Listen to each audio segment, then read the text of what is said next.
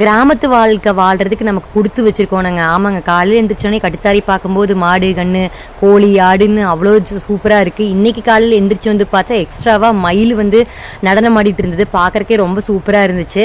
அப்படியே அதை பார்த்துட்டே வந்து சரி வடகம் போட ஆரம்பிச்சிடலாம், ஏன்னா வெயில் வந்துருச்சுன்னா போட முடியாது அப்படின்னு சொல்லிட்டு நான் அம்மா பக்கத்து வீட்டில் அத்தை எல்லாருமே வந்து வடகம் போட ஸ்டார்ட் பண்ணிட்டோம். இது வந்து பார்த்திங்கன்னா குழம்பு வடகை. எங்கள் ஊரில் வந்து சம்மர் சீசன் வந்துட்டாலே எல்லாரும் கஞ்சி வடை குழம்பு வடகம் வந்து போடுவாங்க. வெயில் வந்து நல்லா அடிச்சதுனால ஒரே நாளில் நல்லா காஞ்சிருச்சு. அதை வந்து உளுத்தி எடுத்துட்டு அடுத்த நாளே வந்து டேஸ்ட் பார்க்கறதுக்காக அதை வந்து எண்ணெயில் போட்டு குழம்புல வந்து ஊற்றி நம்ம டேஸ்ட் பார்த்துட்டோம். அப்புறம் கோயிலுக்கு போகலாம் அப்படின்னு சொல்லி கிளம்பி வந்து பெருமாளை பார்க்கறதுக்கு கோயிலுக்கு போயிட்டோம். அங்கே வந்து எப்பவுமே நான் மாமுள்ள தாமரை எல்லாம் வாங்குவேன். அப்படி அந்த அக்காட்டி என்னடா இத்தனை நாள் ஆளை காணோம் அப்படின்னு சொல்லி விசாரிச்சுட்டு இருந்தாங்க.